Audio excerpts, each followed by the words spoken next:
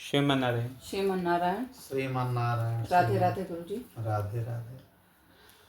गुरुजी अब ऐसा करिए आप कि भागवत का शुरुआत किया जाए। भागवत की कथा जितना भी समय लगे, जी। जितने दिन लगे, आप पूरी कथा सुनाइए विस्तार से।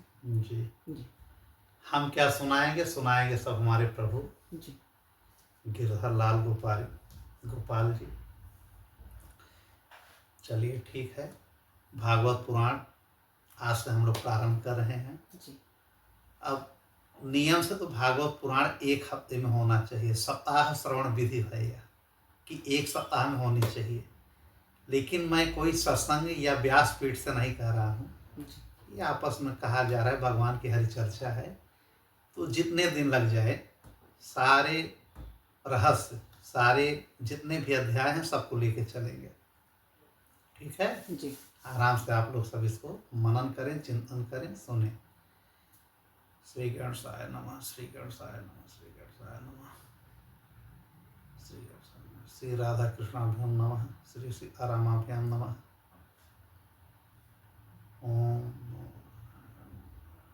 श्रीमन्नारायण चरणों शरण प्रपद्ये श्रीमते नारायणाय नमः। ओम सर्वधर्मपत्यजं मामेकं शरणं व्रज अहं त्वां सर्पे मुच्येसामि मा शुचः लक्ष्मीनाथ समारंभां नाथयान्मुधमाम् अस्मदाचार्याय पर्यन्तां वंदे गुरु परंपरां। जय हो जय हो जय हो गुरुदेव, जय श्रीमन्नारायण, राधे राधे, जय श्री कृष्ण, जय कृष्ण भगवान प्रभु। रक्षा कीजिएगा, जो कहलवाना हो आप कहलवाइए। चलिए राधे राधे बोलिए। राधे राधे। श्री राधे राधे, श्री राधा कृष्णाभ्यम नमः, जय श्री राधे। देखिए हमारे पास न संगीत है, न संगीत से कह रहे हैं, न किसी टीम, न किसी मंडली से। हमारा केवल यह उद्देश्य है कि लोगों तक सही बात पहुंचे। भागवत क्या है कि भागवत में जैसे प्रकांड जो पंडित होते हैं, उन लोगों ने भागवत को बहुत पीछे छोड़ दिया। कारण क्या है कि ये संस्कृत में होने की वजह से जो संस्कृत का ज्ञाता बन गया, वो अपने आप को थोड़ा सा बुद्धिमान, ज्ञानी, प्रकांड पंडित समझने की वजह से यह भूल कर गया कि लोगों तक हम उस कथा को किस प्रकार से पहुंचाएं। भाई जब हम संस्कृत में ही केवल बात करेंगे, भाई संस्कृत तो आप याद कर सकते हैं या खोल करके पढ़ करके श्लोक वगैरह सुना सकते हैं, लेकिन आम पब्लिक तक वो पहुंचनी चाहिए ना। जैसे जो भी हैं, संवाद वही होता है जो अपनी भाषा में हर व्यक्ति तक पहुंचे। संवाद ये नहीं है कि हमें संस्कृत का ज्ञान है, इंग्लिश का ज्ञान है, मराठी ज्ञान है, गुजराती ज्ञान है, या दुनिया की जो भी जापानी, चाइनीज जो भी भाषाएं हैं, हम उसमें बात करें सरल भाव से। भगवान की जो ये निर्मल कथा है, यह कैसे पहुँचे, किस भाषा में पहुँचे, तो हम लोगों की भाषा यही जो भाषा है, भाई तुलसीदास ने भी रामचरितमानस को अवधि में लिख दिया। रामचरितमानस को अवधि भाषा माने अपने प्रांतीय भाषा में, क्षेत्रीय भाषा में लिखा, जो सुगम हो गई तब सबके पास पहुंची। वाल्मीकि जी ने जो रामायण लिखी, संस्कृत में लिखी। जितने पुराण हैं, महाभारत है, सब संस्कृत में लिखा गया। तो जो विद्वान हो जाते हैं वो संस्कृत में बोलते, जबकि उनको मालूम है कि हम अगर अपनी हिंदी भाषा में बोलेंगे तो लोग उस भाषा को समझ जाएंगे। लेकिन इसमें हमारे ब्राह्मण, हमारे पंडित विद्वान लोग अपनी अवहेलना समझते हैं कि अगर हम संस्कृत में नहीं बोलेंगे तो लोग सोचेंगे अरे पंडित काहे के।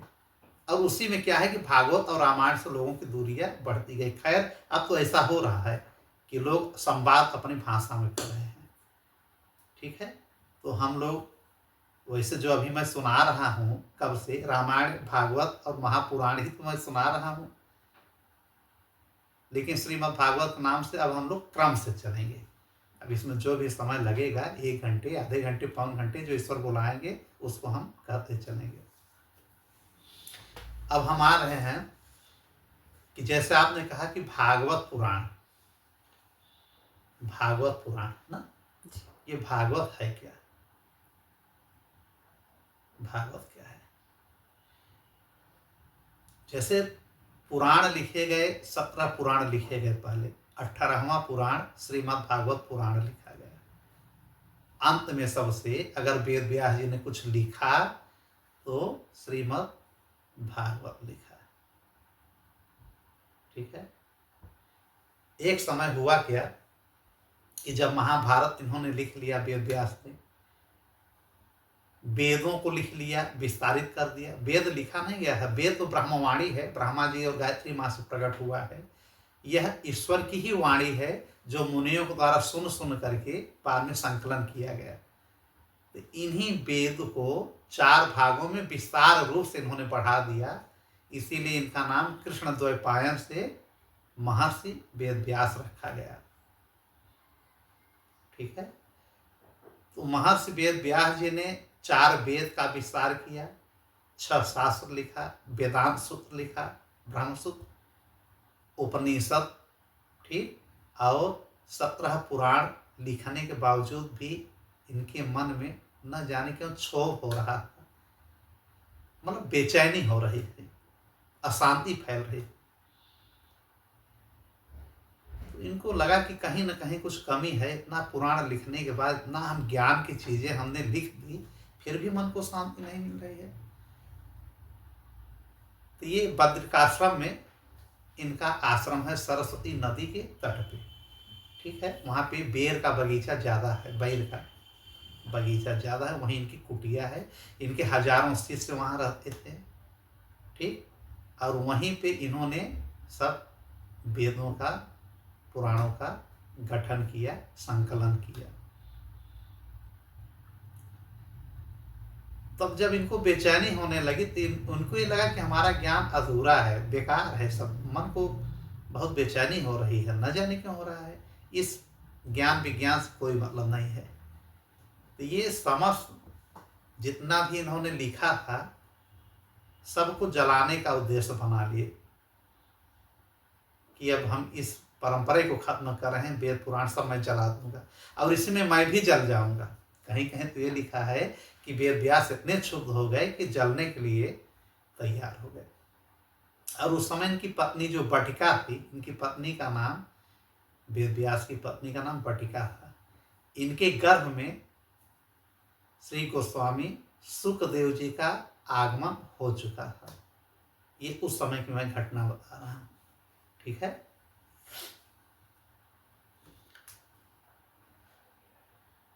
तो शिष्यों ने मना किया, इनकी पत्नी ने भी मना किया, बटिका ने, सरस्वती नदी ने भी प्रणाम किया, मना किया कि गुरुदेव आप ऐसा न करें, इतने ज्ञान की चीज आपने लिख दिया है, जलाइए मत। और आप जलने की भी बात कर रहे हैं, लेकिन किसी के सुनने को तैयार नहीं हुए। उस समय हमारे प्रभु श्री कृष्ण जी ये धाम छोड़ करके, पृथ्वी को छोड़ करके अपने स्वधाम चले गए थे। लीला खत्म करके 125 वर्ष का प्रभास क्षेत्र से, ये गुजरात से, द्वारिका से ये चले गए थे गोलोक के लिए। उसके बाद की घटना है, श्री कृष्ण भगवान के जाने के 5-7 साल के बाद की घटना है। तब श्री कृष्ण भगवान नारद जी को भेजते हैं कि जाइए भाई, आपके ये शिष्य हैं, वेद व्यास जी को क्या मतलब ये सूझे है कि खुद आत्मदाह करने की सोचने लगे, पुराणों को जलाने की बात कर रहे हैं। अब कलयुग में क्या होगा? जब कलयुग आ जाएगा पूर्ण रूप से, तो जब ये सहारा नहीं रहेगा तो क्या होगा? एक काम ये करिए कि आप उनको शिक्षा दे के आइए, जो मैंने चतुश्लोकी श्लोक ब्रह्मा जी को सुनाया था, ब्रह्मा जी ने नारद तुम्हें सुनाया है, उसी भागवत श्लोक को जा करके वेद व्यास को सुना करके आ जाओ और कह दीजिए कि आप भागवत पुराण की रचना करें। तब आते हैं नारद, महर्षि नारद। नारद जी को महर्षि नहीं, देवर्षि पूर्ण रूप से कहा जाता है। ये देवों के ऋषि हैं, देवताओं के ऋषि हैं। अब किसी भी लोक में इनका आना जाना कोई मनाही नहीं है, कहीं भी आए, कहीं भी जाएं, चाहे शत्रु के पास जाए, चाहे मित्र के पास जाए, दुश्मन के पास जाए, चाहे देवता के पास, चाहे राक्षस के पास, नागों के, कहीं भी चले जाएं, तो नारद जी का हर जगह सम्मान। बरकरार है। जब ये पहुंचते हैं इनके कुटिया में, संप्रायस कुटिया इनके कुटिया का नाम था, वहाँ जब ये पहुंचते हैं तो वहाँ पे जो है वेद व्यास जी उठ करके इनका पूजा पाठ करते हैं। चूंकि ये वेद व्यास के गुरु भी हैं नारद जी, और कहते हैं वेद व्यास इतने बड़े तुम प्रकांड विद्वान, इतने बड़े महर्षि हो करके अब तुम भूल गए हो कृष्ण के ही अवतार हो, अंशावतार हो। तुम्हारा जन्म ही हुआ है कि कलयुग में आने वाले लोगों के लिए कुछ ऐसा करके जाओ कि सृष्टि की जो ये आने वाले समय में कलयुग के कलयुगी लोग हैं इससे भव तारण हो जाए। जो भव सागर है उसमें ये साधन आपका बहुत रोल निभाने वाला है। तो इनको सब वो समझाते हैं। पुनः इनके अंदर जो चेतना अचेत हो गई थी वेद व्यास के, उसको ये जगाते हैं। नारद जी ने कहा कि ये बताओ, जिससे इस जगत की सृष्टि की उत्पत्ति हुई है, जिससे असंख्य ब्रह्मांड चल रहा है, जिससे हमारे पिता ब्रह्मा की उत्पत्ति हुई है, जो परम पिता कहे जाते हैं, ब्रह्मा विधाता कहे जाते हैं। अब प्रलय के समय पहले तो सृजन होता है, फिर पालन होता है, फिर प्रलय होता है। जिस प्रकार सृष्टि ब्रह्मांड बना है उसी प्रकार सृष्टि का विनाश होता है। स्वप्न के जैसी ये पूरी सृष्टि है। सारा ब्रह्मांड एक मिथ्या है। और फिर गर्भोदक्षाई विष्णु के गर्भ में सब लीन हो जाते हैं, विलीन हो जाते हैं। मैं भी चला जाता हूँ, ब्रह्मा जी भी, समस्त सृष्टि उन्हीं के गर्भ में फिर चले जाते हैं। तुम्हें मालूम है? वेद व्यास जी ने कहा हाँ मालूम है गुरु जी। कहा तब विष्णु भगवान कारण जल में, एक समुद्र जो उनका है वो कारण जल कहा जाता है, उस कारण जल में विष्णु भगवान अकेले शिशु के रूप में एक कल्प तक विचरते रहते हैं। एक कल्प मतलब ब्रह्मा का एक दिन, जब सृष्टि का प्रलय होता है पूर्ण रूप से। एक कल्प का एक दिन होता है, एक कल्प का एक रात्रि होती है। कल्प के विषय में हमने बार बार बताया है कि कल्प क्या है, 14 मनवंतर को एक कल्प कहते हैं। उसी को ब्रह्मा का एक दिन कहते हैं। ब्रह्मा जी की आयु 108 वर्ष है। ठीक है, तो अब मनवंतर क्या है? सतयुग, त्रेता, द्वापर, कलयुग ना। जब यह 71 दिव्य युग चक्र हो जाएगा तो एक मनवंतर होता है। ये 7वां मनवंतर चल रहा है, वैवस्वत मनवंतर। और कल्प कौन सा है? वराह कल्प है। कल्प भी 3 प्रकार के होते हैं, ब्रह्म कल्प, पद्म कल्प, वराह कल्प। ये तीसरा कल्प हमारा चल रहा है।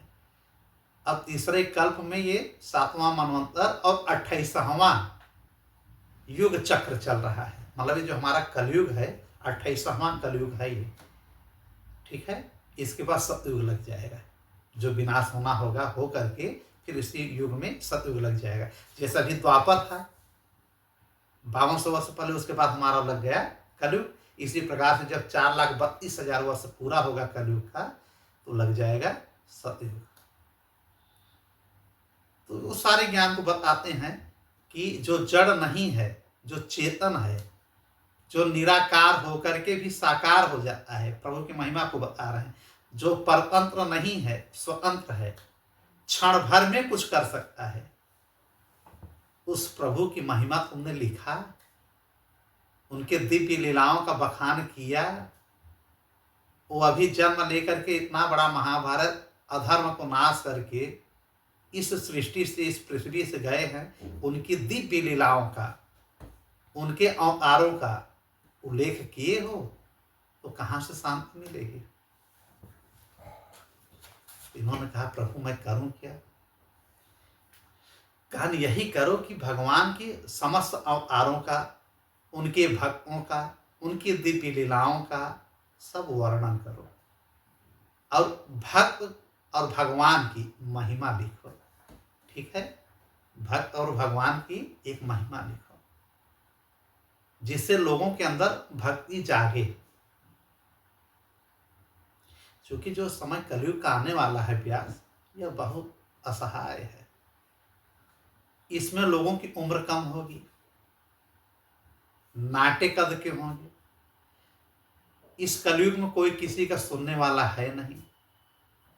बाप बेटे का नहीं सुनेगा, बेटे बाप का नहीं मानेंगे, पत्नियां पति से विमुख रहेंगी, पति विचरणशील रहेगा, पर स्त्री गमन में लोगों की इच्छाएं ज्यादा रहेंगी। वासनाएं, कामनाएं, घृणा, तमन्नाएं, मोह, माया, दंभ, अहंकार, मान सम्मान की भावना से लोग ओत-प्रोत रहेंगे। छोटी छोटी बात में एक दूसरे को मारने, पीटने, गाली गलौज, हिंसा करते रहेंगे। घर घर में छोटी छोटी बात को लेकर के विवाद होगा। कहीं जमीन को लेकर होगा, कहीं मान सम्मान को लेकर होगा। और लोगों के पास जब इतना ज्ञान भी नहीं रहेगा, भक्ति भी नहीं रहेगी, तो पाप की अराजकता समय आने के पहले ही बहुत बढ़ जाएगी। कम से कम भक्तिमय कुछ ऐसा रहेगा जिसके रसपान में लोग डूबे रहेंगे, तो कलयुग पूर्ण रूप से हावी नहीं होगा। जब हरि कीर्तन होता रहेगा, हरि के गुणों का, लीलाओं का बखान होता रहेगा, तो कलयुग उन भक्तों को बिल्कुल पीड़ित नहीं करेगा जो हरि चरण में, हरि श्रवण में, हरि कीर्तन में और सत्संग में तल्लीन रहेंगे। नारद जी ने कहा कि आप केवल भगवान के लीलाओं का वर्णन कीजिए, उसी को लिखिए। तो आपने बहुत कुछ लिखा है, इतने पुराण लिखा, इतना सब कुछ आपने लिखा, वेदों को भी आपने दान दिया, ज्ञान की बहुत बातें आपने लिख दिया, लेकिन सिर्फ ज्ञान से कुछ होने वाला नहीं है। ज्ञान ये द्वापर तक चलता है, बाकी तो कलयुग में ज्ञानी लोग केवल बनेंगे, ज्ञानी रहेंगे नहीं, दिखावा करेंगे कि मैं ज्ञानी हूं। तो कलयुग में बोलबाला होना चाहिए भक्ति का। एक प्रश्न यहां बनता है कि ज्ञान बड़ा कि भक्ति बड़ा, क्या बड़ा है आपके हिसाब से? भक्ति। भक्ति। क्यों भाई? जब ज्ञान नहीं रहेगा, भाई जैसे हमको ज्ञान है ये परम तत्व क्या है, परब्रह्म क्या है, भगवान कौन है, ईश्वर कौन है, तब तो हम लोगों को बताएंगे कि ये ईश्वर है, ये श्री कृष्ण जी हैं, श्री राम जी हैं, ये हनुमान जी हैं, ठीक है, ये हमारे शिव जी हैं, ये दुर्गा माँ है। अब इनके भक्ति से, इनके पूजा करने से ये फल मिलेगा, ये इसका परिणाम होगा। जब ज्ञान बताएगा भक्ति को, भक्त को, तभी तो वो समझ पाएगा कि भक्ति क्या है। तो इस हिसाब से तो ज्ञान आगे बढ़ रहा है कि जब हमारे दिमाग में ज्ञान बैठेगा कि राम कौन है, तब तो हम पूजा करेंगे। जैसे आप हमारा पति कौन है जानेंगे, तब तो उनके प्रति आप समर्पण भाव रखेंगे। तो पहले जानना जरूरी है ना, कि पहले हम पति मान लेंगे, पहले हम जानेंगे, एक सिस्टम होगा, समझेंगे, तब उनको अपना पति परमेश्वर मानेंगे। तो इस हिसाब से तो ज्ञान बड़ा लग रहा है कि जब हमारे मन में जैसे कमल या कृष्ण, हम कृष्ण लिखेंगे कैसे? जब कृष्ण लिखेंगे कब? जब हमको अक्षर का ज्ञान रहेगा तब। इसका मतलब अक्षर और ज्ञान आवश्यक है, तब हम भक्त और भक्ति के विषय में बात करेंगे। ये तर्क की बात है, लेकिन तर्क को हम दूर हटा दें कि बहुत ज्ञान है, हमारे अंदर बहुत ज्ञान है, सारा पुराण हम पढ़ करके बैठे हैं, लेकिन अगर हमारे दिल में, हमारे हृदय में, हमारे मन में भगवान के प्रति प्रेम नहीं है, प्रेम रस नहीं है, भाव नहीं है, भक्ति भाव नहीं है, तो सब ज्ञान बेकार है। जैसे गोपियां इसका जीता जागता प्रमाण है। कोई ज्ञान की उनके अंदर पराकाष्ठा नहीं थी, लेकिन उद्धव जो कि बृहस्पति देव के शिष्य थे, उनको अपने ज्ञान पे बहुत घमंड था। तभी श्री कृष्ण जी मथुरा में थे, बोले कि यार गोपियां हमारे लिए बहुत बेहवल हो रही हैं, आप जाइए ज्ञान की भाषा उन्हें समझाइए, ज्ञान से उनको परिमार्जित करिए, उनका जो अंधकार है मिटाइए। वो प्रेम और प्यार में पागल हुई बैठी हैं गोपियां। उद्धव जी जाते हैं, वहां पहुंचते ही 6 महीने रुक जाते हैं, जबकि जाते हैं कि दूसरे दिन मैं लौट करके चला आऊंगा, तीसरे दिन 2 दिन रुकूंगा, तीसरे दिन आ जाऊंगा, अब सारी गोपियों को मैं शिक्षित करके आऊंगा, आप परेशान मत हुई कृष्ण जी, मैं सब समझा के आऊंगा। लेकिन गए वहां पे, खुद गोपियों के रज कमल के वो प्रेमी बन गए। सारा प्रकांड विद्वता ज्ञान धरा का धरा रह गया। ये है प्रेम, ये है भक्ति। भक्ति कैसी होनी चाहिए? प्रेममयी होनी चाहिए, दिखावटी नहीं होनी चाहिए। जैसे आजकल की भक्ति कैसे हम लोग करते हैं कि लोग जाने कि मैं भक्त बन गया हूं, लोग जाने कि मैं विद्वान बन गया हूं, लोग जाने कि मैं भी सत्संग सुनता हूं। जैसे कोई भागवत पुराण अपने घर कराएगा गांव में या क्षेत्र में कहीं, तो एक आदमी जो और भी अगल बगल का रहेगा सोचेगा इनसे अच्छा मैं कराऊंगा, इनके भागवत से बढ़िया मैं और अच्छा भागवत आचार्य बुलाऊंगा। हो गया, कंपटीशन ही चलता रहेगा। भागवत सुनने का मतलब ये नहीं है कि इनसे अच्छा करूं या इनसे मैं खराब करूं, या उसमें भी मान सम्मान को लेके चलें। तो फिर आप कर क्या रहे हैं? आप तो फिर वहीं रह गए जहां पहले थे। इस भाव से भागवत न सुनना चाहिए और न कभी इस प्रकार से सत्संग में जाना चाहिए कि मैं ज्यादा ज्ञान हासिल कर लूंगा, तब मैं लोगों से प्रश्न पूछूंगा। जैसे आजकल होता है, कई लोग परीक्षा लेने के लिए न जाने किस प्रकार का प्रश्न करने लगते हैं कि ये कौन हो। उनको किसी ज्ञान से, किसी भक्ति से, किसी वैराग्य से नहीं मतलब है। उन्हें केवल ये मतलब है कि कहीं से एक प्रश्न हम उठा लें, इनसे पूछ लें, ये फंस जाएं, हम मस्त हो जाएं। भैया पूर्ण रूप से ज्ञानी कोई नहीं है संसार में। अगर 4 प्रश्न करके आप किसी ज्ञानी, किसी सत्संग का, किसी व्यास कथाकार को, किसी विद्वान को अगर आप फंसा भी लेंगे कि ये प्रश्न उनको नहीं आ रहा, तो उसमें आपको क्या मिल जाएगा? अब जैसा मैं कोई विद्वान नहीं हूं, किसी प्रकार का कुछ नहीं हूं, लेकिन हमको न जाने क्यों हरि भक्ति में, इन सब में हमको न जाने कैसे रुचि इतनी बढ़ी है। एकाएक रुचि नहीं बढ़ गई। अगर किसी चीज में रुचि बढ़ती है, ज्ञान विज्ञान भक्ति भाव प्रेम में, एकाएक नहीं, ये पूर्व जन्मों से चला है। किसी ने हमसे पूछा कि एकाएक आपने चालू किया, तो मैं ये बताना चाह रहा हूं कि नहीं, एकाएक नहीं चालू किए भैया। भक्ति भाव से तो हम उस समय जुड़े हुए थे जब गांव क्षेत्र में कोई एक दिन कीर्तन कहलवाने में सोचता था मैं 1 महीने कंटिन्यू हरे राम राम राम हरे हरे, हरे कृष्ण कृष्ण कृष्ण हरे हरे की प्रथा शुरुआत मैंने किया, अपने ईश्वर की अनुकंपा से, अपने हाथों से। 1 महीने मैंने पूर्ण रूप से कीर्तन कहलवाया। एक इस समय इतना पूर्ण रूप से भजन भाव हुआ, फिर जो हो सका प्रसादी पूरे क्षेत्र वालों को कराया गया। उस समय मैंने शुरू किया था। और जब तैयारी भी हम लोग कर रहे थे पढ़ाई के समय, स्टूडेंट लाइफ में, जब PCS IAS की तैयारी चल रही थी, तो उस समय भी कुछ चैप्टर मिथ होते हैं, पौराणिक होते थे, उसमें बड़ी रुचि थी। हमारे अध्यापक जो है एक मुस्लिम थे, एक चैप्टर वो दे दिए महाभारत का या फिर ये रामायण का। अब बोले कि इसमें कुछ है नहीं, बस आगे बढ़ जा, थोड़ा पढ़ लेना। उसमें हमने उस समय इतना विस्तार से पढ़ लिया था कि मतलब वो लोग कहने लगे कि तुमको पहले से मालूम है, इतना कहाँ से जान, 2 नंबर का आने वाला है। अब 2 नंबर के चक्कर में हमने न जाने कितना पढ़ लिया। अच्छा लग रहा था, ये भगवान की कृपा थी। उसके बाद तो फिर जीवन बदलता चला गया, कमाने के चक्कर में, जीवन यापन करने के चक्कर में। गलत सही हमने भी बहुत किया है। हम बहुत ज्ञानी नहीं हैं कि हम बहुत बखान कर रहे हैं, लेकिन ईश्वर के प्रति जो झुकाव बना है, ईश्वर बस ऐसे बरकरार रखे। अधम तो हम हैं ही, ये मान के चल रहे हैं कि हम भी पापी हैं, बहुत दूर के धुले हुए नहीं हैं, बस ईश्वर सही राह पकड़ा दें। और हमारे अगर इस वाणी से, हमारे सत्संग से एक आदमी भी अगर परिवर्तित हो रहा है तो ये मान के चलेंगे कि ईश्वर की हमारे ऊपर असीम अनुकंपा है। फिलहाल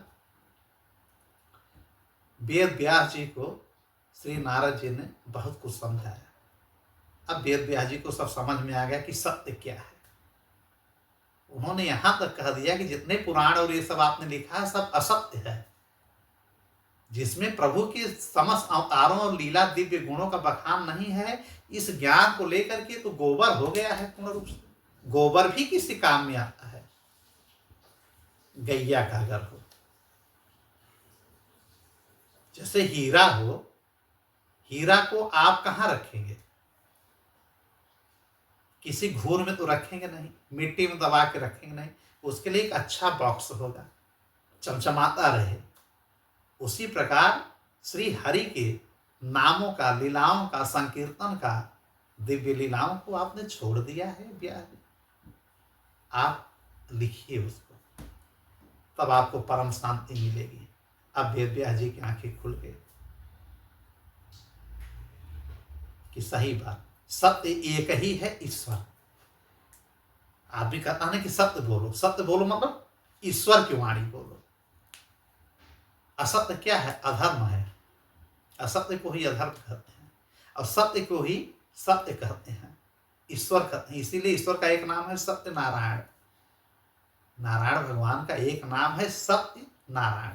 हम लोग श्रीमन नारायण कहते हैं ना, तो नारायण तो भगवान का ही नाम है, लेकिन इसके आगे सत्य लगता है। जैसे हम लोग पहले क्या था कि कोई भी शुभ काम हो तो घर में सत्यनारायण की कथा चलती थी, अब भी है कहीं कहीं, जो अच्छा परिवार है, लेकिन अब विधर्मियों की संख्या बढ़ती जा रही है। पहले कोई भी मांगलिक काम हो, शादी हो, ब्याह हो, या वैसे भी महीने 15 दिन में हर गांव में, हर घर में एक बार सत्यनारायण की कथा जरूर होती थी। लेकिन आजकल ऐसा सिस्टम चला, थोड़ा सा आदमी पढ़ लिए तो पागल हो गए, कह रहे ये सब मैं नहीं मानता। शादी करेंगे तो डायरेक्ट कहाँ चले जाएंगे? एक अब चला है हनीमून मनाने, यहाँ वहाँ भागो, खूब मनाओ, जाओ आओ, अच्छी बात है, घूमो टहलो, लेकिन शुरुआत सत्कर्म से करो,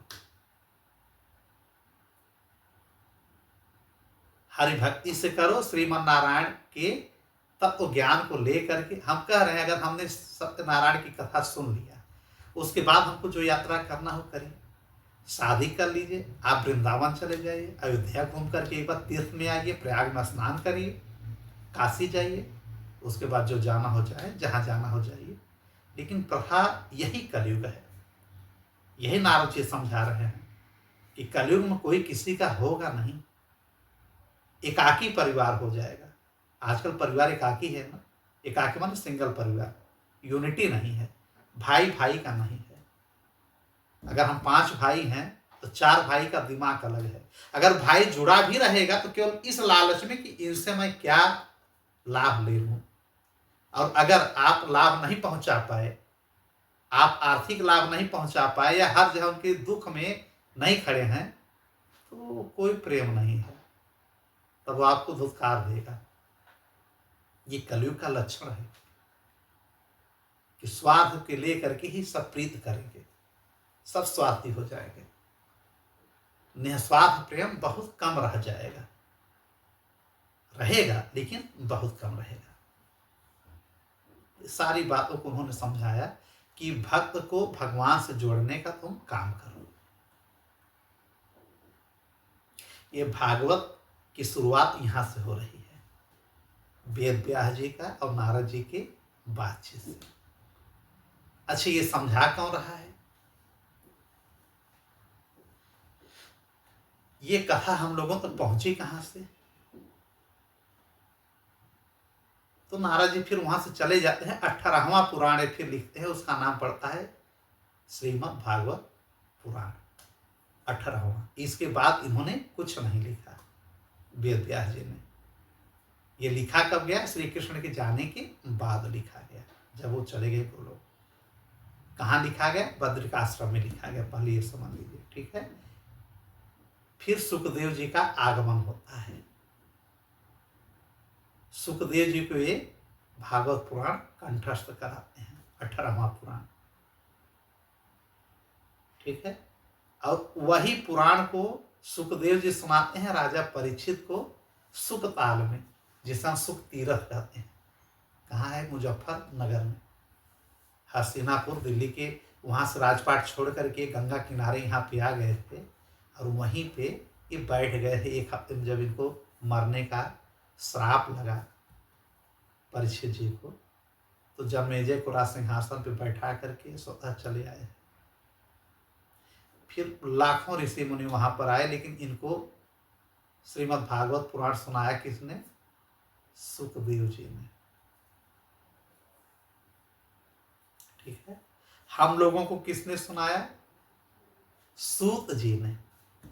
ये कथा चल रही है कलयुग में नैमिसारण्य में, जो सीतापुर में है, नैमिसारण्य तीर्थ है, ठीक है, जहां माता सीता का पृथ्वी में जाना हुआ था, वह नैमिसारण्य ही है। तो वह बहुत दिव्य भूमि मानी जाती है।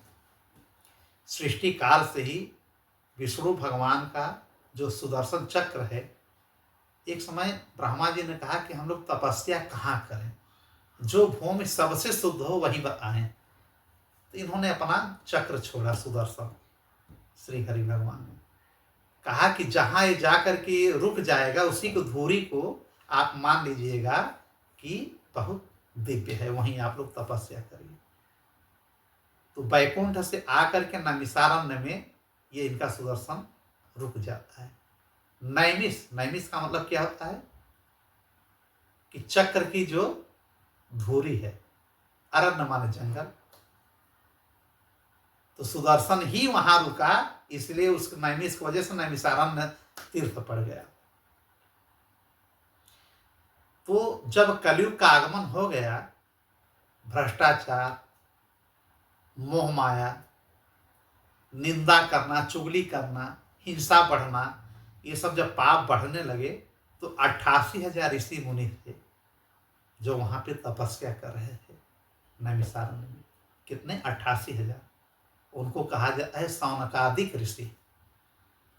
तो सौनकादिक ऋषि वहां पे 1000 वर्ष का संकल्प लेकर के बैठे थे कि 1000 वर्ष तक हमारे यहाँ की गुरु परंपरा के हिसाब से हम रहें न रहें, जो भी हमारे शिष्य रहेंगे, 1000 वर्ष तक क्या चलता रहेगा? हरि संकीर्तन, हरि कथा, वेद पुराण भागवत रामायण की सब बातें यहाँ प्रतिदिन चलती रहेगी, सत्संग होता रहेगा। जैसे मैंने अभी कहा ना कि मैंने 1 महीने कंटिन्यू,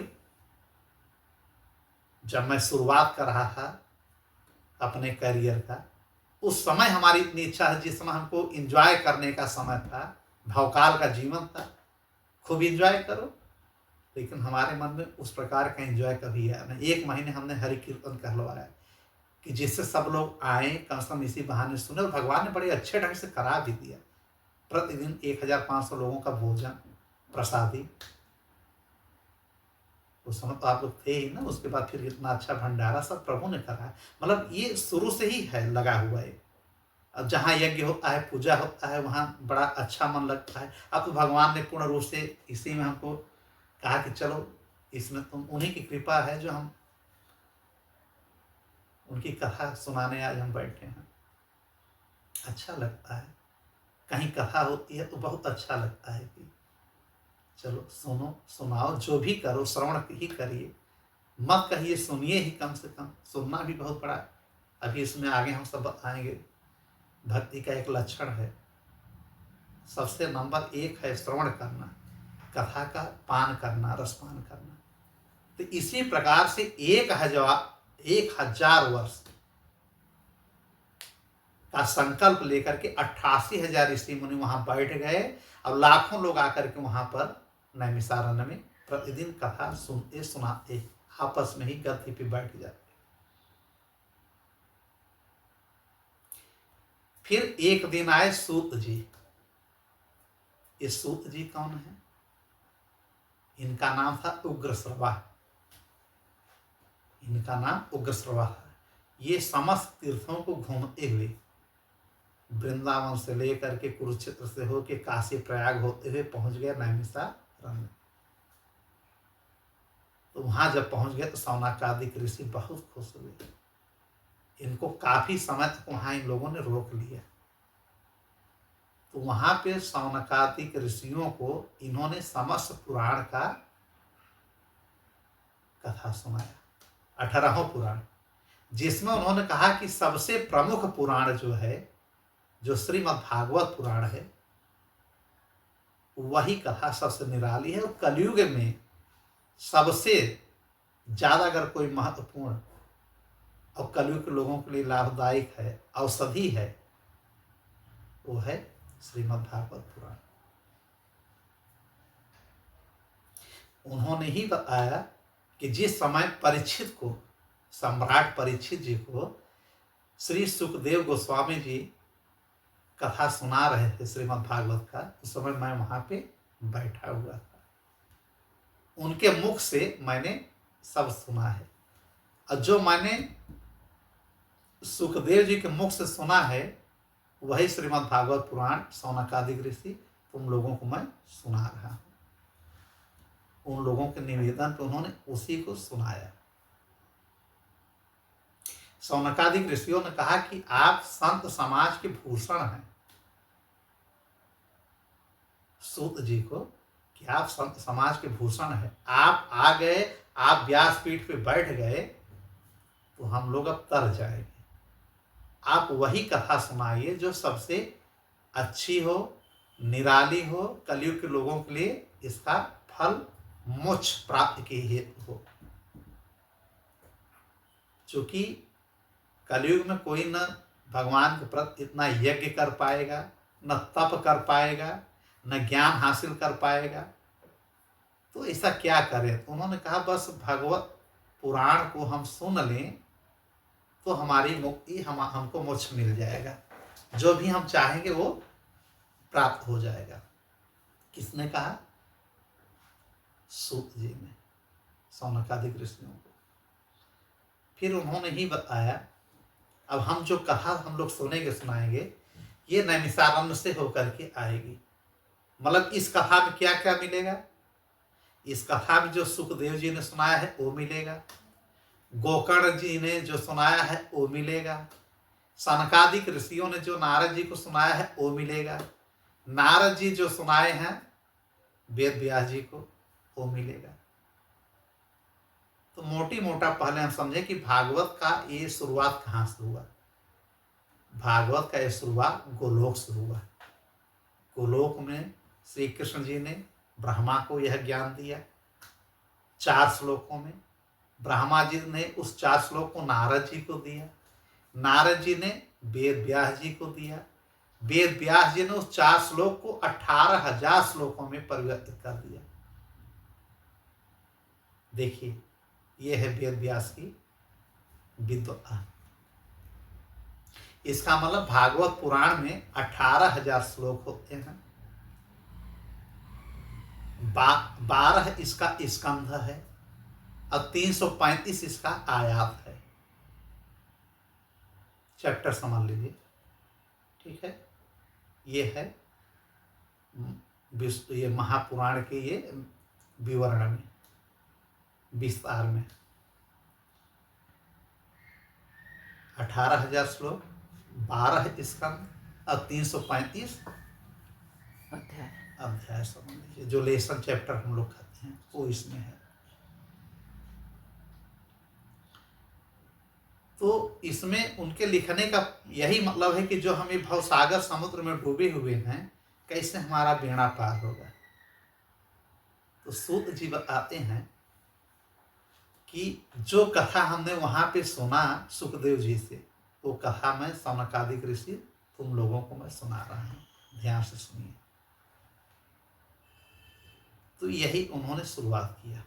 तो ध्यान से ये लोग सुनते हैं संपूर्ण कथा को। उन्होंने यह विधि बताया कि इस कथा को श्रवण करने के लिए 7 दिन होने चाहिए। सप्ताह श्रवण विधि है। चूंकि परीक्षित जी 7 दिन में ही सुने, 7 दिन में ही उनको श्राप लगा था मरने के लिए, तो वो सिस्टम बनता हुआ चला आया। ठीक है, लेकिन जब उद्धव ने सुनाया था गोपियों को, तो 1 महीने सुनाया था भागवत लीला को, भागवत पुराण को 1 महीने सुनाया था। अच्छा, क्या वेद व्यास के पहले भी किसी ने सुनाया? हाँ, जब श्री कृष्ण जी गोलोक जाने के लिए तत्पर हुए, तो उद्धव और मैत्रेय ऋषि और अनेकों हजारों ऋषि जाकर के प्रभास क्षेत्र में इनके चरणों में बैठ गए कि प्रभु, कलयुग वैसे भी आ गया है, कलयुग 30 वर्ष पहले आ चुका है प्रभु के रहते, लेकिन उसका इतनी साहस हिम्मत नहीं जुट पा रहा था कि वो धरती पे पैर रखे। वो भी बार बार विनय कर रहा है कि प्रभु, आप जब तक जाएंगे नहीं, मेरा समय आएगा नहीं। कलयुग क्या है? एक समय है, युग माने समय, अधर्म का समय। कलयुग मतलब ये समझ लीजिए कि असत्य का, हिंसा का और अधर्म का समय है। इसमें अहंकार, मोह, माया, मद मत्सर, मान सम्मान की भावना ज्यादा रहती है। छोटी छोटी बात में आदमी उग्र हो जाता है। क्रोध उसके अंदर, क्रोध तो हर युग में होता है, लेकिन क्रोध की एक सीमा होती है। इसमें क्रोध की कोई सीमा नहीं, छोटी छोटी बात पे झगड़ा हो जाता है। ये कलयुग का गुण है। तो जब ये जाने लगे श्री कृष्ण भगवान, तो उद्धव और मैत्रेय जी ने पूछा कि प्रभु, हम लोग भी चले आपके साथ? उन्होंने कहा नहीं, हमारे जाने के बाद आप लोग रहेंगे तो सत्संग करेंगे, लोगों तक हमारी बातों को, हर चर्चा को, सत्संग को पहुंचाएंगे। इसलिए कलयुग आने वाला है, अभी आप लोगों को यहाँ पे रहना है। तो श्रीमद् भागवत पुराण की पूरी कथा श्री कृष्ण जी ने वेद व्यास के लिखने के पहले उद्धव जी को और मैत्रेय ऋषि को और जो वहां पे ऋषि मुनि थे उनको सब पूरा सुना दिया। ठीक है, और कहा मैत्रेय ऋषि को कि आप हमारे शिष्य, हमारे भक्त विदुर जी को सुना दीजिएगा हमारे जाने के बाद। तभी मैत्रेय ऋषि बद्रिकाश्रम में इनको सुनाते हैं, विदुर जी को। और इधर उद्धव को कहते हैं कि आप वृंदावन जाइएगा, अब वृंदावन से फिर आप भी हरिद्वार चले जाइएगा, वहां पे ऋषि मुनि के बीच हो करके सत्संग की धारा को आप प्रवाहित करते रहिएगा। ठीक है, अच्छा, अब हम ये समझें कि भागवत है क्या। भागवत, इसको हम चाहे भागवत कहें, चाहे श्रीमद् भागवत कहें, चाहे श्रीमद् भागवत पुराण कहें, चाहे श्रीमद् भागवत महापुराण कहें, ठीक है, या केवल भागवत पुराण कहें या केवल भागवत कहें, एक ही चीज है।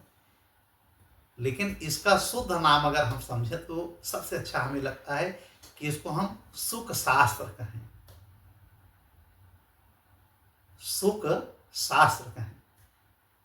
क्योंकि वेद व्यास जी ने लिखा, लेकिन अपने मुख से जो सुखदेव जी ने इसका व्याख्यान कर दिया ना, अपने मुखमंडल से, अपने वाणी से, अपने तेज से, तो इस पुराण की महिमा बढ़ गई। भाई वेद व्यास जी ने लिखा तो सर्वप्रथम सुनाया किसने? सुखदेव जी ने। और अब माने उस कथा को इन्होंने याद जरूर किया, लेकिन सुनाया अपने व्यवस्था में, अपनी भाषा में, अपनी मर्यादा में। श्री कृष्ण के समस्त तेज और गुणों का इन्होंने इतना अच्छा उल्लेख किया कि कहा गया ना कि ये सुख शास्त्र बन गया। सुखदेव जी के नाम से यह शास्त्र जाना जाने लगा। इसी को हम भागवत संहिता भी कहते हैं, भागवत शास्त्र भी कहते हैं और सुख शास्त्र भी कहते हैं। कई नाम है। संक्षेप में लोग भागवत भागवत कह देते हैं कि यार चलिए भागवत सुना जाए। ठीक है, तो भागवत का मतलब क्या है? 4 शब्दों से बना है भागवत। भागवत सुनने से हमको क्या मिलेगा? भ से भक्ति मिलेगी, हम डिवोटी बन जाएंगे। ठीक है, भक्ति मिल गई। आ भा आ माने आनंद मिलेगा, भक्ति मिलेगी तभी आनंद मिलेगा। और जो हम लोग ये आनंद ढूंढते हैं कहाँ? घर में, पैसे में, ठीक है, यहाँ शादी में, उस महफिल में, इस गाड़ी में, उस गाड़ी में, आनंद नहीं है, यह सुख है। सुख की चरमोत्कर्ष सीमा को हम आनंद कहते हैं। तो आनंद कहाँ मिलेगा? हरि भजन में, हरि भाव में, हरि के सत्संग में। इसीलिए भागवत में भ से हो गया भक्ति, आ से हो गया आनंद, ग से हो गया ज्ञान, भाग, व से हो गया वैराग्य, अब त से हो गया तृप्त, या त से हो गया तृण जैसा त्याग दो। इसी में सब आ गया, पूरे भागवत का महिमा आ गया, पूरा महात्मा आ गया कि भागवत हमको क्या सिखाती है। भागवत हमको भक्ति सिखाती है। भ से भक्ति, भ से भगवान। बात समझ रहे हैं कि भक्ति होगी तभी हम भगवान से जुड़ेंगे, तभी हमें आनंद आएगा, तभी हमें ज्ञान मिलेगा। ज्ञान पीछे आ रहा है, भक्ति पहले आ रही है। अब तब से हम अब तृप्त हो जाएंगे। हम कितना भी धन दौलत पैसा, 4 मकान बना ले, 4 गाड़ी ले लें, ये गाड़ी हो गाड़ी, 1 करोड़ की, 10 करोड़ की, 5 करोड़ की, 20 लाख की, जो भी गाड़ी ले लें, हमारा मन तृप्त नहीं होगा। किसी की और महंगी गाड़ी हम देखेंगे तो मन हमारा अशांत हो जाएगा। क्यों? क्योंकि हम वासनाओं से हम घिरे हुए हैं, हमारी इंद्रियां वासनाओं से भी घिरी हुई हैं, तो उसमें कोई आनंद नहीं मिलेगा। यही भाव बढ़ेगा कि हम और कमाएं, हम और कमाएं, इससे अच्छी गाड़ी लें, इससे अच्छा मकान बनवाएं। लोग अपने घर को, अपनी गाड़ियों को क्यों दिखाते हैं? जिससे लोग समझें कि हम इतने ओहदे पे हैं, इतने पैसे वाले हैं। भैया संतुष्टि कहीं मिलने वाली नहीं है। आप अगर विधायक बन जाएंगे तो आपके मन में ललक रहेगी कि यार काश मैं मंत्री बन जाता। अब मंत्री बन जाएंगे तो सोचे कि हम मुख्यमंत्री बन जाए, मुख्यमंत्री बन गए तो सोचे कि यार हम प्रधानमंत्री बन जाए, सांसद बन गए तो सोचे कि हम केंद्रीय मंत्री बन जाए, फिर सोचे कि हम राष्ट्रपति बन जाए, पूरे भारतवर्ष के सिंगल प्रथम नागरिक बन जाए, प्रेसिडेंट बन जाए। प्रेसिडेंट भी बन गए तो भी आपको तृप्ति नहीं मिलेगी। किसी भी पद को, किसी भी गरिमा को, कितना भी पैसा हम पा जाए, हम तृप्त होने वाले नहीं हैं। पैसे वालों की कमी है, संखपति हैं, अरबपति हैं, लेकिन वो सोच रहे हैं और पैसा कमा लें, और पैसा कमा लें। इसी में सब अपने जीवन को बर्बाद किए जा रहे हैं। सब इसी में अपने जीवन को बर्बाद करते चले जा रहे हैं। सब आप हासिल करिए, एक समय तक जिस लाइन में आप हैं उसको खूब करिए। आप स्टूडेंट लाइफ में हैं तो आप खूब मन लगा के पढ़िए। आप व्यवसायी हैं, खूब पैसा कमाइए। आप किसी अच्छे पद पे हैं, खूब अच्छे से नौकरी करिए, अधिकारी की गरिमा बना के रखिए। लेकिन जिस भी लाइन में रहिए, ईश्वर की आराधना, ईश्वर का नाम लेना, ईश्वर का जप करना मत भूलिए। दुर्भावना किसी के प्रति बिल्कुल नहीं होनी चाहिए, चुगलखोरी नहीं होनी चाहिए। ये हमें भागवत सिखाती है। अगर हम छात्र हैं या जो हमारे छात्र हैं, उनकी भक्ति क्या है? पढ़ाई। उनकी मंजिल क्या है? उस ध्येय को प्राप्त करना जो हमने सोचा है। लेकिन ईश्वर से विमुख होकर कोई काम मत करो। ईश्वर से विमुख हो नहीं, ईश्वर से एकदम संलिप्त होकर के आप काम करिए। क्या करना है भैया? स्नान करिए, सूर्य को जल चढ़ा दीजिए, भगवान का स्मरण कर लीजिए, 2 मिनट 4 मिनट समय दे दीजिए। सोते वक्त श्रीमन नारायण, राधे राधे, जय बजरंगबली, श्री गणेशाय नमः, श्री गणेशाय नमः, कहने में क्या जा रहा है? तो हमारा मंगल होगा, हमारे वाणी का मंगल होगा, हमारे परिवार का मंगल होगा, और हम विधर्मी नहीं बनेंगे। जो हम भटक जाते हैं, यही सब सत्संग का प्रभाव नहीं है, हरि नाम से जुड़े नहीं हैं। इसकी बुराई करने वाले लाखों लोग मिल जाएंगे, जिसे हम एथियस्ट कहते हैं, नास्तिक। आस्तिक बहुत कम मिलेंगे। अगर ये सब बातें करेंगे, न जाने कितने लोगों को अच्छा नहीं लगेगा, और क्या सोचेंगे पता है? कि अरे पांडे जी लगता है यार खूब कमा लिए हैं, खूब पैसा रख लिए हैं, अब उनको काम ही क्या है, सत्संग ही कर रहे हैं। कुछ लोग क्या कहेंगे, अरे ये कमाने का नया तरीका ढूंढ लिए हैं, खूब कमाएंगे। भैया, कौन कह रहा है कि तुम हमको पैसा दे दो? कौन कह रहा है कि तुम हमारे अकाउंट में पैसा डालो तब भागवत सुनो, या कोई भी जानकारी हमसे लो? भगवान जो देना होगा दे देंगे। और रही बात हमारी, हम तृप्त हो गए हैं। यही भागवत का अंतिम सीन जो है, त माने तृप्त हो गए हैं। भागवत सिखाती है, अंत में त आता है इसमें, भागवत। त माने तृप्त हो जाइए हर चीज से, धन से, दौलत से, गाड़ी से, घोड़ा से, घर से, मकान से, बाल से, बच्चा से, पति से, पत्नी से, बाप से, माँ से, समाज से, सांसारिक मोहमाया से। जो सांसारिक मोहमाया है, जो वासना है, क्रोध है, या जो सामाजिक प्रतिष्ठा है कि यार मैं हूँ, मैं फलाने हूँ, ठिकाने भी है, ये सब छोड़ो। एक समय आ गया तो अब छोड़ो, लेकिन एक समय तक ही अच्छा लगता है। अब आप आगे बढ़िए। ये नहीं कि आप 60 साल, 70 साल, 80 साल, नहीं, उम्र की कोई ये लिमिट नहीं है कि आप इतना चलेंगे। जैसे पहले लोग कहते थे, आप भी कहते हैं कि अरे 60 साल को हो जाएंगे तो हम, कोई एहसान करोगे क्या भाई? 60 साल को हो गए, प्रभु का नाम लिए तो कोई एहसान कर रहे हो? इस माया के प्रपंच में इतने फंसे हुए हो कि यहीं के रह जाओगे। जैसे अगर हमको ट्रेन से मान लीजिए दिल्ली जाना है, तो अगर हम तत्काल टिकट कराएंगे तो कंफर्म नहीं होगा। कुछ सिस्टम है ना कि 24 घंटे में करा ले तो हो जाएगा ना, लेकिन सबके लिए अलाउ नहीं है। आपको 1 हफ्ते 10 दिन पहले टिकट बुक कराना पड़ेगा, चाहे एरोप्लेन हो, जेट, चाहे आपका ये ट्रेन हो।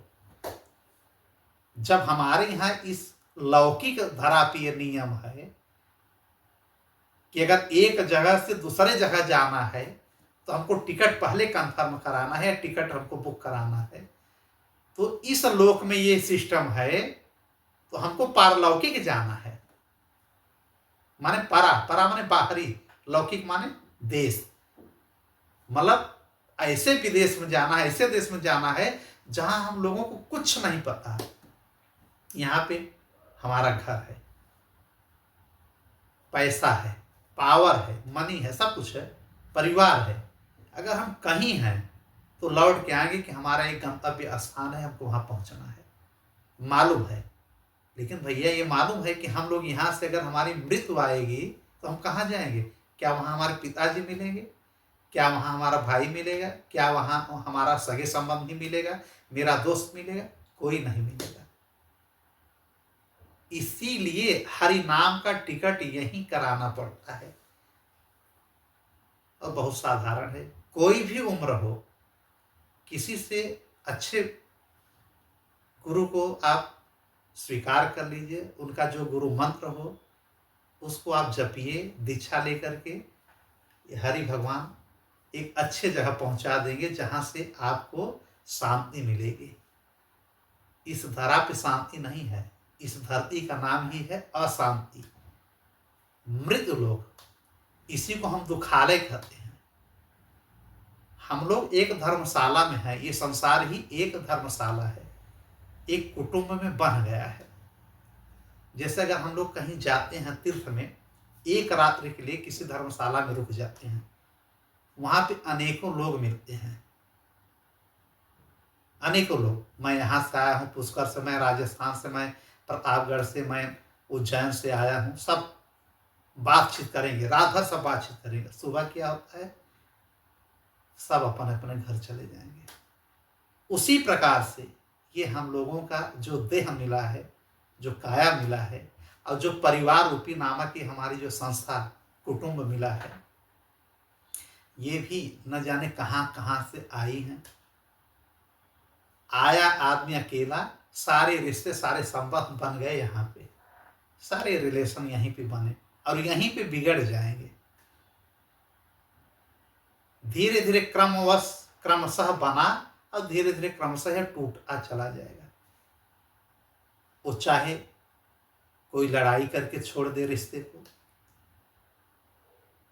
और चाहे साथ में भी रहेगा, तो एक समय काल ऐसा आएगा, समय ऐसा आएगा, मृत्यु आ जाएगी कि आदमी को छोड़ के जाना पड़ेगा। उस समय कोई नहीं रोक पाएगा। 10 दिन, 12 दिन, 13, 1 महीने, 2 महीने, 4-6 महीने लोग रोएंगे, विलाप करेंगे, उसके बाद सब अपने अपने काम में लग जाएंगे। वो बन जाएगा पास्ट लाइफ। अब वो चला गया, कहाँ गया कुछ नहीं मालूम, किस देश में चला गया। ये तो टिकट हम यहाँ करा रहे हैं तो हमें पता है कि हम दिल्ली जा रहे हैं, हम बंबई जा रहे हैं, लेकिन उस लोग का कुछ नहीं जानकारी है कि हमारी गति हो रही है, सदगति हो रही है कि अधोगति हो रही है। अधोगति मतलब नरक जा रहे हैं, गति मतलब सदगति मतलब स्वर्ग जा रहे हैं, कुछ नहीं पता। और जिस प्रकार से हम लोग काम कर रहे हैं ना, ये सदगति या स्वर्ग का कोई काम नहीं है। पल पल में झूठ बोलना, पल पल में हर बात, मन में कुछ है, जबान पे कुछ है। कर क्या रहे हैं हम सब, क्या कर रहे हैं? बहुत दुष्परिणाम होगा इसका, लोग समझ नहीं रहे हैं। हाय पैसा, हाय माय, और जान सब रहे हैं। भागवत क्या है, अभी किसी से पूछ लीजिए, सब ज्ञान देने के लिए बैठे हुए हैं, लेकिन अपने ऊपर अप्लाई कोई करता नहीं है। अपने से शुरू करो, जैसे मैं अपने से शुरुआत कर दिया हूं।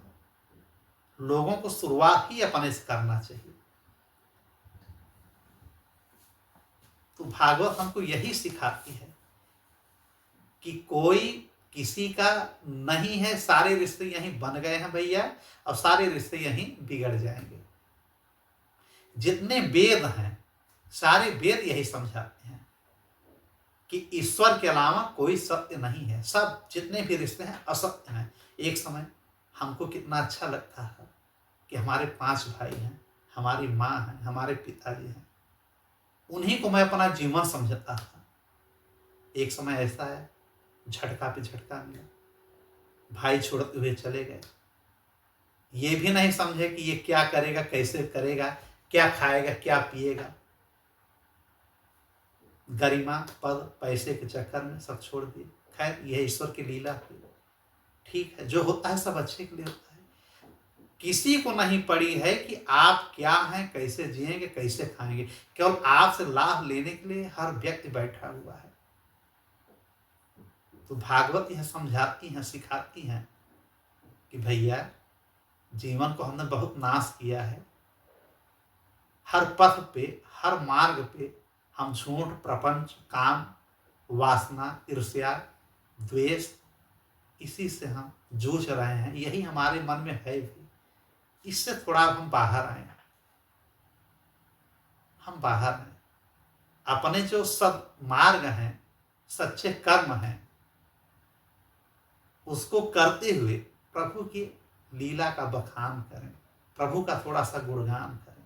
यह भागवत हमको सिखाती है। इसीलिए भागवत का मैंने उल्लेख भी कर दिया कि भागवत से भक्ति मिलेगी, आनंद मिलेगा, ग से ज्ञान मिलेगा, व से वैराग्य हो जाएगा, त से तृप्त हो जाएंगे, और तृण जैसा हम छोड़ देंगे सब। ये भागवत हमारी समझाती है। भागवत का यही महिमा है। जिस प्रकार से प्रकृति के हमारे 3 गुण हैं, जिसे सत, रज, तम कहा जाता है। सत माने सतोगुणी, तम माने तमोगुणी, रज माने रजोगुणी। इसी से पूरी प्रकृति हमारी चलती है। भागवत हमको ये बताती है। सतोगुण कौन है? वही नारायण ही है। माने सत्य अगर कोई है, नारायण। अब कलयुग में सत्य रह नहीं गया है। धर्म के 4 पैर होते हैं,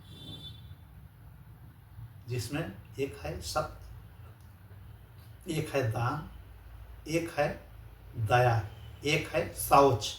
शौच मतलब पवित्रता, ठीक है। तो सत्य तो बिल्कुल खत्म हो गया, सत्य रहता है सतयुग में।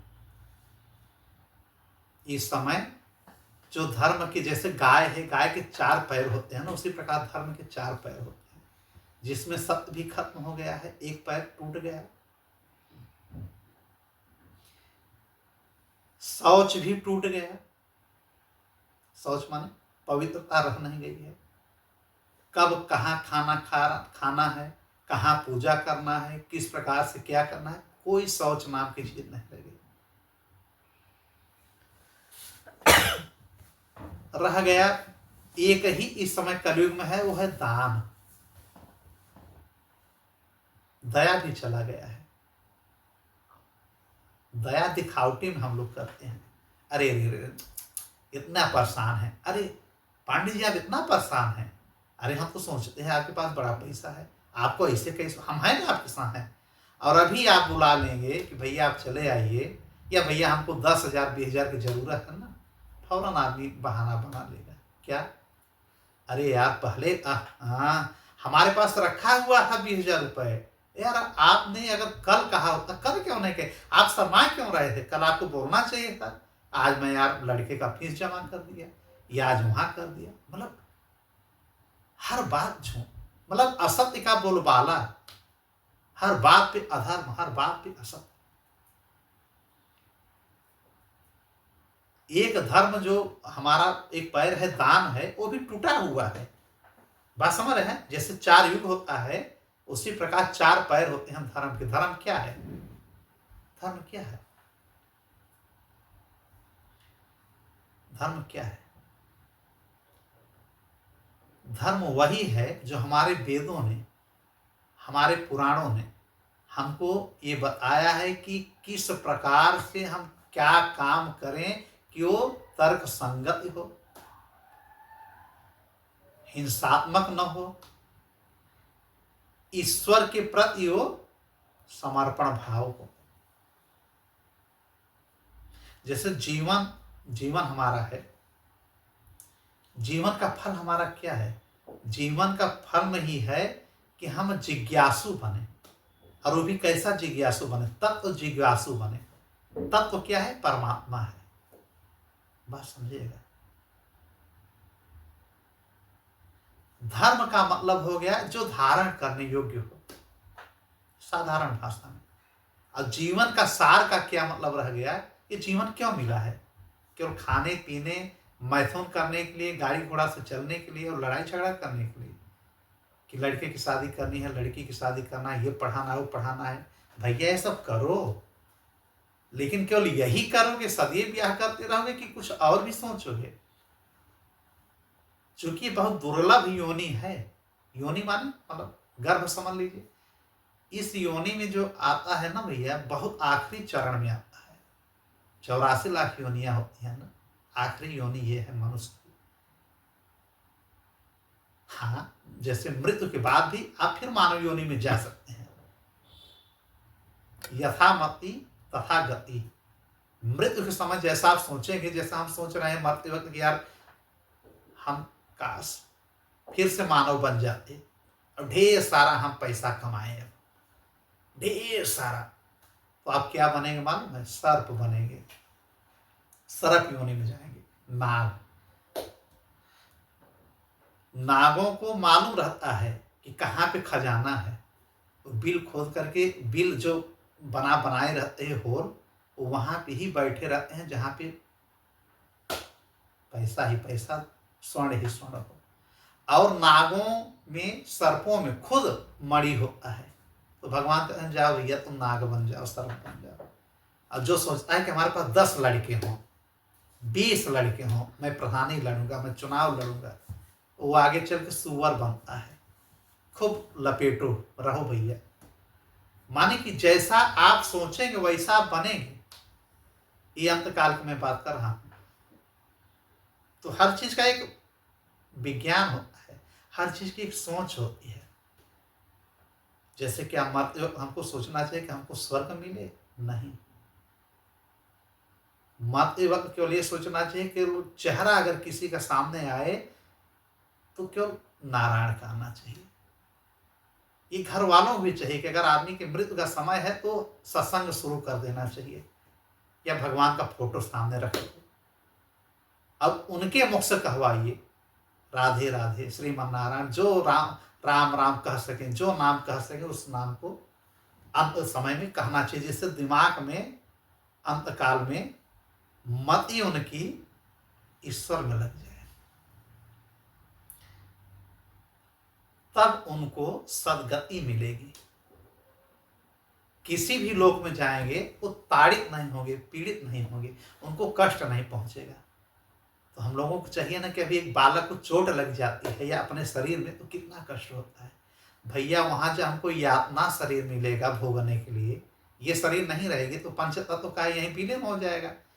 एक जो शरीर मिलेगी यातना शरीर, जिसे हम भोग शरीर कहते हैं। भाई शरीर हमारा 3 प्रकार का होता है।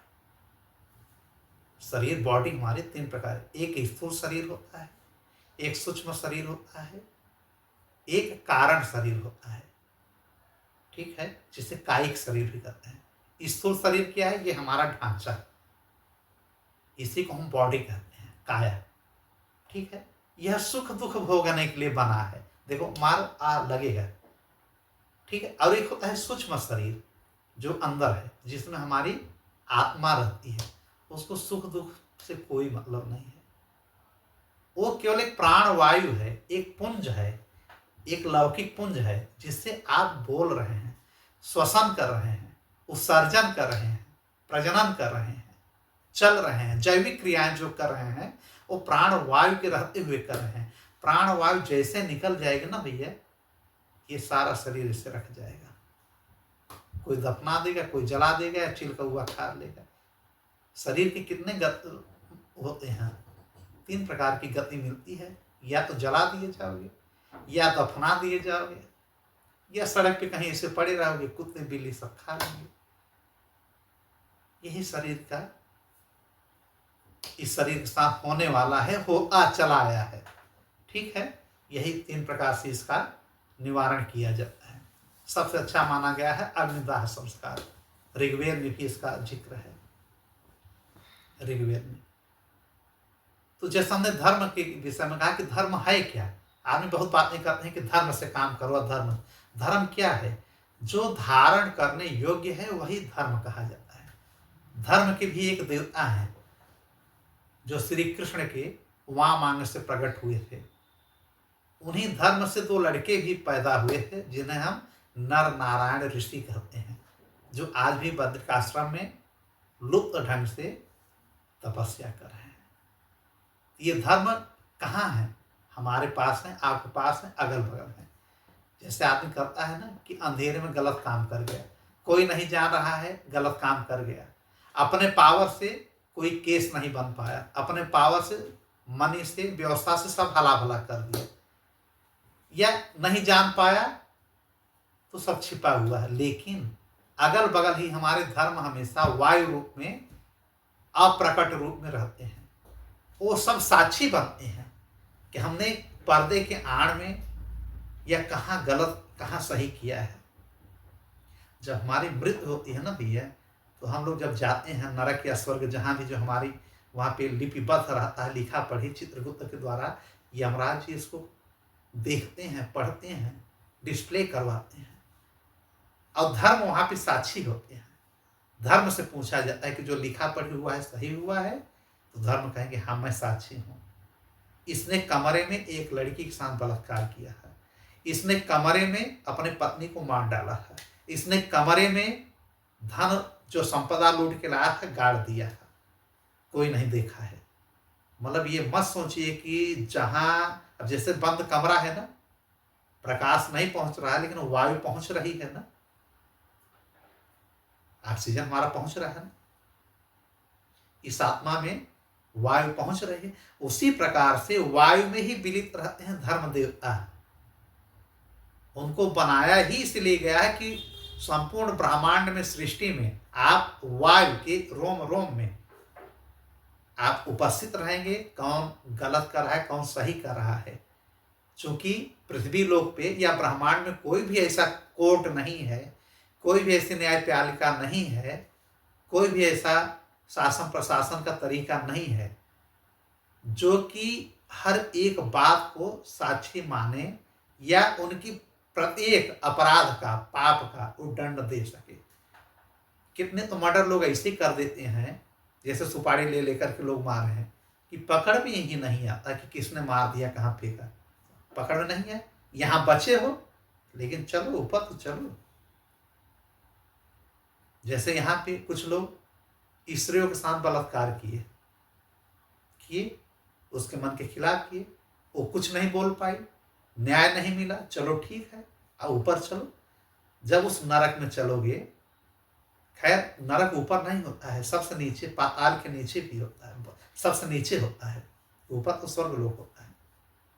इसीलिए अधोगति कहा जाता है ना, उसको दुर्गति कहा जाता है, नरक लोक कहा जाता है। जब वहां आप जाएंगे ना तो लोहे का एकदम गर्म खंभा रहेगा, स्त्री जैसी सब वो बनी रहेंगी, उसी में चिपका देंगे। तो आदमी बड़ा चालाक होता है कि किसने नरक देखा है भैया, अरे चलो तो सही, सब मिल जाएगा। लोग देख देख करके आए हैं, लिख करके गए हैं। तो वहां शरीर, आत्मा आपकी यही रहेगी, लेकिन जो शरीर मिलेगा उसको भोग शरीर कहते हैं, यातना शरीर कहते हैं। वहां पे भोगने के लिए वो मिलेगा और आप भोगेंगे। जैसा जैसा कुकर्म किया है सब भोग मिलेगा। लाखों करोड़ों वर्ष तक नरक में ही रहेंगे। फिर भोग योनि में आप भेजे जाएंगे, पशु पक्षी या जो भी जिस प्रकार की गतिविधियां रहेंगी। ये सब भागवत हमको समझाते हैं। बॉडी जैसा हमने कहा, स्थूल शरीर, सूक्ष्म शरीर, कायिक शरीर। कायिक शरीर माने व्हाई आई बॉर्न, हमारे जन्म का कारण क्या है? भोग विलास नहीं भैया, हमारे जन्म का कारण है कि जीते जी हम अच्छा काम करें, परिवार को चलाएं, समाज को संचालित करते हुए, लेकिन अपने आप को हम सबसे विमुख करके, समाज में रह करके भी सबसे विमुख होकर के प्रभु में हम लग जाएं। जो हमको यातना शरीर मिलने वाली है उससे तो हम बच जाएं। यहाँ तो भाई हम यहाँ जैसे कहते कि नरक स्वर्ग सब यही है, ये तो एक कहावत है। सुख दुख यही है, ये तो लौकिक है, ये तो चलता ही रहेगा। जो आप कर्म किए हैं वैसे भोगेंगे, चाहे अभी किए हो चाहे पूर्व जन्म में किए हो, तो भोगेंगे ही आप। प्रारब्ध जो आपका है आपका साथ नहीं छोड़ेगा, हमेशा रहेगा। लेकिन ये जो मिला है ना, इस पाप को हम कम कर सकते हैं। हरि नाम से, संकीर्तन से हम इसको भस्म कर सकते हैं, अपने अधर्म, अपने पाप को। लेकिन जब करना चाहें तब इंद्रियां करने नहीं देंगे, बहकाती रहेंगे। अरे यार क्या पांडे जी, कहाँ ये भागवत सागवत रामायण के चक्कर में पड़े हो। नहीं कोई बहका पाएगा तो अंदर से ही आवाज आएगी, आप उनका कुछ मत सुनिए, अनसुनी कर दीजिए। तो भागवत क्या है? ये वेदों का सार है, सारे पुराणों का एक निचोड़ है।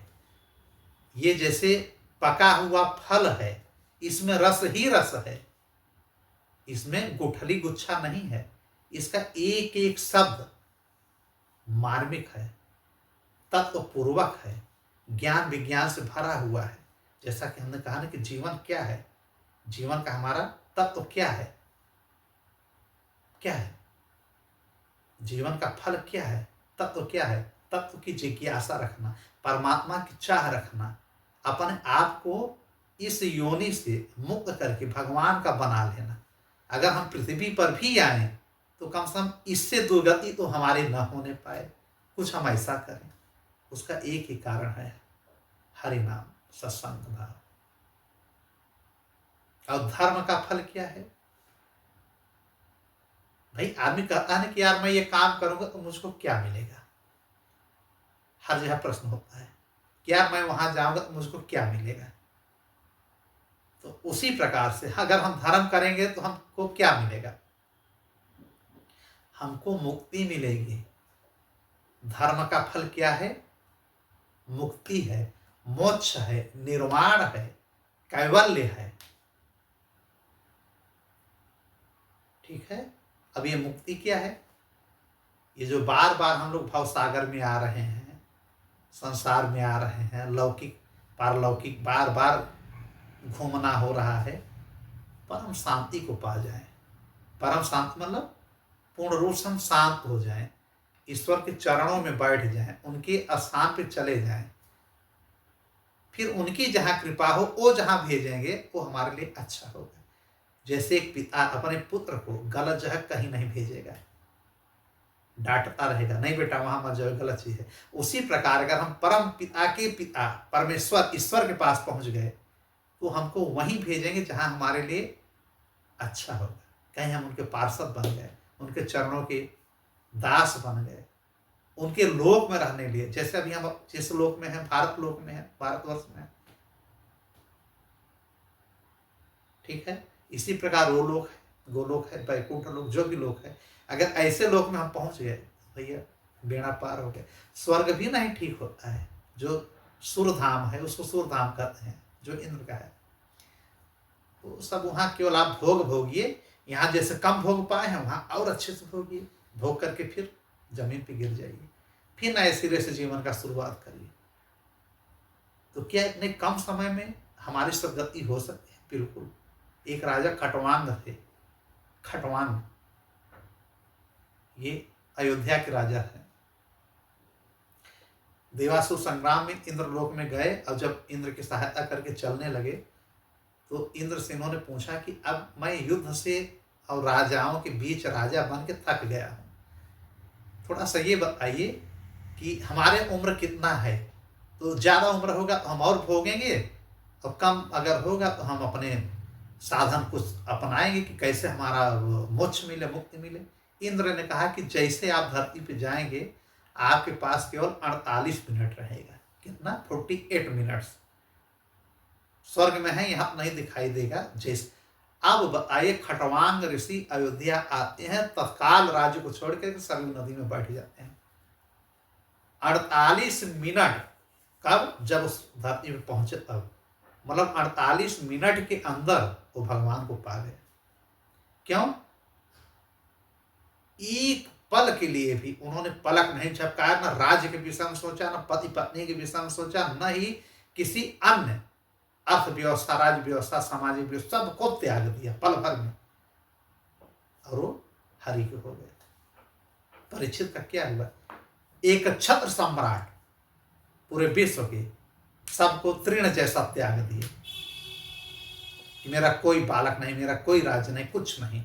और श्री कृष्ण जी की कथा सुनने बैठ गए। 7 दिन में परीक्षित जी को तक्षक डसा जरूर, लेकिन उसके पहले उनके प्राण निकल चुके थे।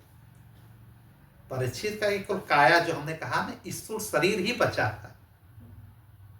अब कारण शरीर तो साथ में चला जाता है, जिससे हम कायिक शरीर कहते हैं। सूक्ष्म शरीर में आत्मा चली जाती है, तो आत्मा पहले ही निकल गई थी राजा परीक्षित की।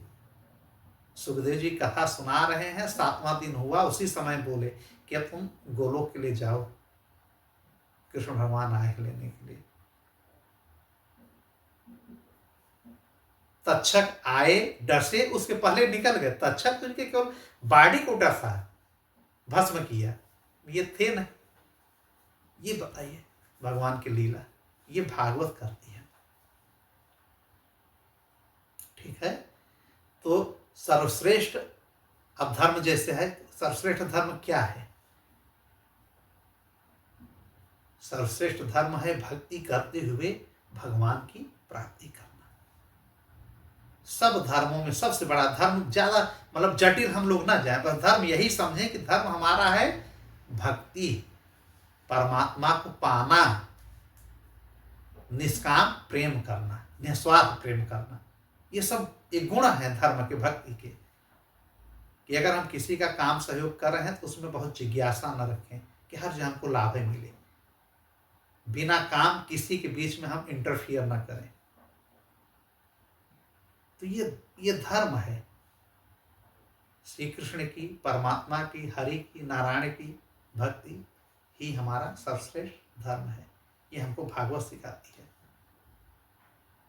और भक्ति भी अगर हमारी हो तो निष्काम हो, काम भावना से प्रेरित न हो, जिसमें हम कुछ चाहें। अब भक्ति हम करते हैं तो क्या, भगवान हमको पैसा चाहिए, भगवान हमारे ये रोग खत्म हो जाए, भगवान हमको इतनी प्रॉपर्टी, इतना ओहदा मिल जाए कि मैं उससे बदला ले सकूं। हर जगह तो चाहत है भाई। भक्त 3 प्रकार के होते हैं ना, एक उत्तम भक्त, एक मध्यम भक्त, एक अधम भक्त। उत्तम में क्या है कि वो भगवान के पास जाएंगे तो उन्हीं को मांगेंगे, भगवान से भगवान को ही मांग लेंगे। वो कौन है? उत्तम, सुपीरियर डिवोटी। एक मीडियम डिवोटी कौन है? जो जाएंगे मंदिर में, पूजा करेंगे, सोचे भगवान मेरा ये भी काम हो जाए, लेकिन भगवान आप हमारे ऊपर कृपा बनाए रखिएगा। वो मध्यम भक्त हैं कि भगवान को भी चाह रहे हैं और पैसा भी चाह रहे हैं। और एक होते हैं अधम भक्त, जिसको साधारण भक्त कहते हैं या निम्न भक्त कहते हैं, कि वो केवल इसीलिए जाएंगे कि कुछ न कुछ मांगते रहेंगे। जाएंगे, एक नारियल फोड़ेंगे, एक माला चढ़ाएंगे और कहेंगे भगवान, मतलब 100 लिस्ट लेकर के जाएंगे। तो इससे न बेड़ा यहाँ पार होगा, न बेड़ा वहाँ पार होगा। यहाँ तो जो लिख गया है प्रारब्ध में, जो भाग्य में हमारे लिखा है, प्रारब्ध में जो आपने किया है वो लौट करके आएगा। उसको कम कैसे किया जाए, आने वाले समय में हमारी सद्गति कैसे हो, ये हमको भागवत सिखाती है। ठीक है, तो इस भागवत को हम सुख शास्त्र के नाम से जानते हैं। अब आगे वेद व्यास कौन है, सुखदेव जी कौन है, किस प्रकार से भागवत की शुरुआत होती है, ये कथा में हम आगे लाएंगे। कि ये कथा श्री कृष्ण के जाने के लगभग 30 वर्ष बाद सुखदेव जी सुख तीरथ में सुनाते हैं। सुखदेव जी के सुनाने के बाद लगभग 200 वर्ष बाद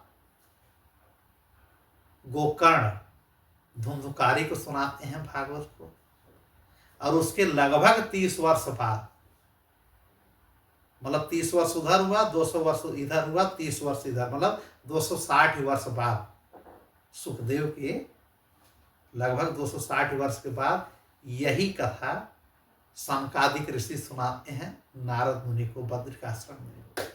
जब भक्ति को वियोग होता है, भक्ति अजीर्ण हो जाती है, वृद्ध हो जाती है ज्ञान वैराग्य के साथ, फिर इसी कथा को नैमिषारण्य में सुनाते हैं सूत महाराज उग्रश्रवा। ये कौन है? ये रोमहर्षण के पुत्र हैं। रोमहर्षण कौन है? रोमहर्षण इनके पिता हैं और वेदों पुराणों के ज्ञाता हैं। अब ये भी जान लीजिए कि वेद व्यास जी के 6 शिष्य प्रमुख थे, 6 शिष्य, जिसमें इनका 6वां एक पुत्र थे सुखदेव, वो भी इनके शिष्य भी थे और पुत्र भी थे। 4 वेद जिनका इन्होंने विस्तार किया, 4 शिष्यों को बांट दिया। पहले शिष्य इनके थे पैल। पैल को इन्होंने ऋग्वेद कंठस्थ करा दिया और जो ऋग्वेद लिखा था, विस्तार किया था, दे दिया। दूसरा यजुर्वेद, यजुर्वेद को दे दिया वैशंपायन को कि ये तुम पढ़ो और लोगों को, अपने शिष्यों को पढ़ाओ। अब बचा सामवेद ना, सामवेद, सामवेद को दे दिया जैमिनी को, जैमिनी ऋषि को। अथर्ववेद दे दिया सुमंतु को। ये 4 शिष्य हुए। सुमंतु को कहीं कहीं कहा गया है कि अथर्ववेद मतलब वो सुमंतु मतलब कहीं कहीं अंगीरा को कहा जाता है, कि उनको दे दिया कि अब इसको अथर्ववेद को तुम पढ़ाओ। 17